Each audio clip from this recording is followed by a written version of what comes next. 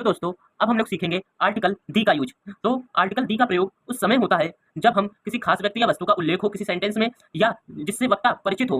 वक्ता यानी बोलने वाला। तो चलो इसके एग्जाम्पल कुछ देख लेते हैं। Dash book you want is out of print.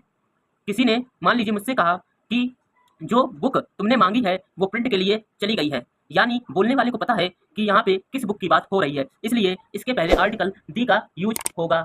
अब देखिए दूसरा example, dash boy you see is my सन।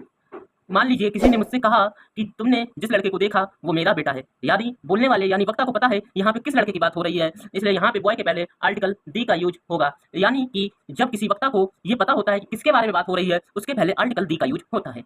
अब देखें बी नंबर, आर्टिकल दी का प्रयोग पर्वत, नदी, नहर, सागर, महासागर, प्रसिद्ध इमारतों और प्रसिद्ध किताबों के नामों से पहले भी करते हैं, जैसे डैश माउंट एवरेस्ट।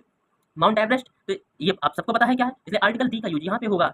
दी हिमालयास, गंगा ये एक नदी है, देखिए गंगा ये एक नदी है और नदी के नाम के पहले आर्टिकल दी का यूज होता है। अब देखते हैं कुछ और एग्जांपल, ताजमहल ये भी एक प्रसिद्ध इमारत है, इसलिए यहाँ पे क्या कहते हैं आर्टिकल दी का यूज होगा इसके पहले।